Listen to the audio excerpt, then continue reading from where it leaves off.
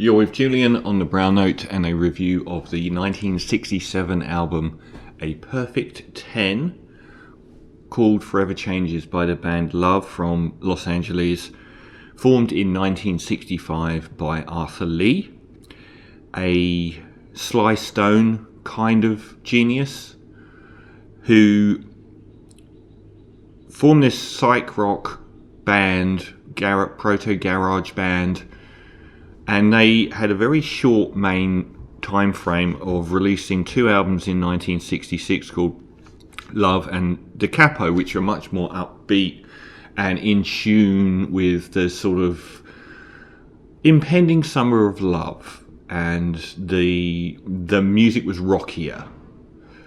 And then they recorded an album called Forever Changes in 1967. After that, the band disintegrated through mental health, through arguing, through drugs. And Arthur Lee himself was framed by a life troubled often by those things, and including legal issues, occasionally sort of coming back to the fore. Love made other albums after 1969, but they were a different band. They didn't have the main lineup, including Brian McLean, who wrote some of the songs on this album, and they were a rockier proposition. And when Forever Changes came out in 1967, it wasn't a success. It doesn't even sound like it came out in 1967. The recording and production is so modern sounding, really, compared to a lot of music that came out in 1967. Bruce Botnick was the only other producer with Arthur Lee. They were on the label Elektra, and the Doors were massive fans of them. This is one of my favourite albums of all time, who I've listened to for 30 years. And it has never stopped beguiling me in a multitude of ways. I think the most striking thing about Forever Changes is that at the height of the summer of love, when the positivity of the 1960s counterculture was in its highest swing, they released an album that sounded like it was released after the Rolling Stones' Altamont gig in 1969. It sounds like the most negative, paranoid, fever dream, acid come down of the 1960s. And here they were making this in 1967, completely out of step with their contemporaries. The other thing that really stands out here is that the instrumentation here is largely acoustic and heavily features a hugely imaginative use of strings and brass, which has only been rivaled by the Beatles. In fact, from a sonic level, this album often rivals, despite not going quite so far into the instrumentation of the likes of Pet Sounds, it certainly rivals the likes of Revolver. And it also predicts someone like Neil Young, who arranges one of the songs on this album, when Neil Young would go, and I think Neil Young was heavily influenced by this album, when he went into the Ditch trilogy, of this very sort of dark, despairing music. And finally the lyric, and the arrangements as well. The arrangements on this album are continually breathtakingly imaginative. Songs do exactly enough to be considered great, but then do a whole lot more, with middle eights and passages that go off into these incredible places. And the lyrics themselves, which I'm going to look at throughout the album, are magnificent. And the main band here is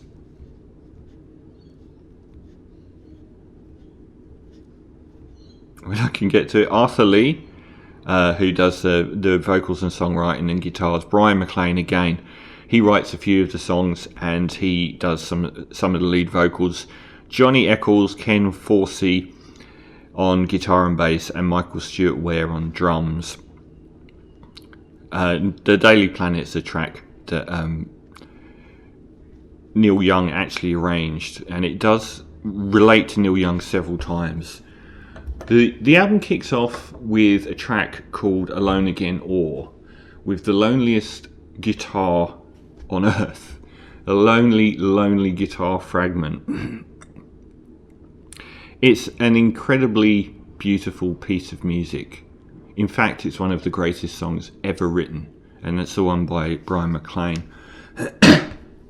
And it tells a story of incredible loneliness and disillusionment that runs throughout the album. But this sounds like somebody who's had someone break up with them, and it's that despondency has been reflected across the whole of the 60s. I didn't get the lyrics out for this one. I think that people are the greatest fun is preceded by I heard somebody say, I hear that people are the greatest fun, and I will be alone again tonight, my dear. After a couple of verses, the mariachi shuffle gives way to a mariachi trumpet break, which is the finest eruption of brass, I think, in all of music. It's a truly momentously beautiful, stunning, sad song, covered by The Damned, and they got in the charts with it, which is a lot more than the band Love did. The second track, A House Is Not a Motel, is a lot more ominous and driving, and the lyrics as well. More confusions, blood transfusions, the news today will be the movies for tomorrow. And the waters turn to blood. And if you don't think so, go turn on your tub. The paranoia in this album is steeped through it, almost a schizophrenic paranoia, dread-fueled. And it's got a ripping electric guitar break in it as well, which builds up in intensity towards the end, even though much of this album is based around acoustic guitars and very acoustic sounding bass and low-key drumming. It does let rip occasionally with electric guitars. Alone Again, and More Again, the track 3, is really beautiful. It's almost prettier than a Nick Drake track. It's absolutely lovely. I think McLean sings that one. And when you've given all you had and everything still turns out bad and your secrets are your own. And it goes, again, it could have been fine as it was, and a lot of these tracks hover around 3.5 minutes, but it still goes through lots of different modulations of different passages which elevate it even further. The fourth track is the first straight rocker on the album, The Daily Planet, which is the one that Neil Young arranged. I can see you with no face. And it's got this sort of, even though it's a straightforward rocker, by the halfway stage the wheels sound like they're coming off, and the intensity starts to get a little bit nightmarish and a little bit carnival, carny, creepy sort of vibe. It's a track that could have, for me, some of the rockier tracks on here could have fit into the album Revolver by the Beatles quite well. Old Man is another really, even though it's got quite an insistent sort of bass drums kick at the start, it's got that And More Again beauty to it, and it's called Old Man. And again, this Neil Young prescience, Neil Young's track Old Man is Old Man Sitting by the Side of the Road, isn't that far away from this lyric. It's definitely, you're meeting an old man who's giving you wisdom, and it's similar in a lyrical focus, though quite a few years before that Harvest track. And it's got a lovely bass as well. The bass is often really nice on this. It's beautifully recorded, which is another reason why it doesn't quite sound like it was made in 1967. It's so clinically, cleanly, beautifully recorded. The centerpiece of the album is the Red Telephone, and that's the one that made me think the most about the movie, the Jacob's Ladder, which is this Vietnam fever dream film. And a lot of this album does touch on this massive disillusionment with Vietnam. And again, it's slightly ahead of the impending protests that would be happening about the Vietnam War, which would grow in intensity towards the end of the 60s. For an opening, and it's got this incredibly insistent and evocative acoustic guitar combined with what sounds like a harpsichord riff. And I think the Red Telephone itself was something to do with a hotline to the FBI or something like that. But the opening verse, sitting on a hillside, watching all the people die, I'll feel much better on the other side. It's pretty dark. I don't know if I am living or if I'm dying. This is so Jacob's Ladder. Sometimes my life is so eerie, and if you think I'm happy, paint me. And it says white, yellow, pink all at once. Which reminds me of Revolution by the Beatles, Count Me Out. And in that song, John Lennon says count me out and in at the same time, as though he's ambivalent. Later in this song, they change that line to count me out and emphatically say count me out. The disillusionment runs through this album. It's a stunning track and it's full of incredible beauty. The arrangement continually shifts. It's got multiple parts over about 4.5 minutes. And it sort of descends into this fever dream towards the end. It's got, even though it's got this sort of madness to it, it's got some really incredibly musically beautiful midsections.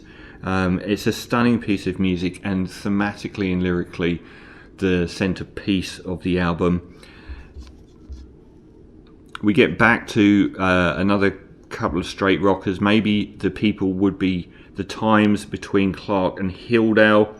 It's got, even though it's a more straightforward rock, it's got this really nice syncopated rhythm going on, and a kind of Latin shuffle, which is really offset by a Latin guitar sounding break, which kicks off and gets really quite intense towards the end as it grows in volume.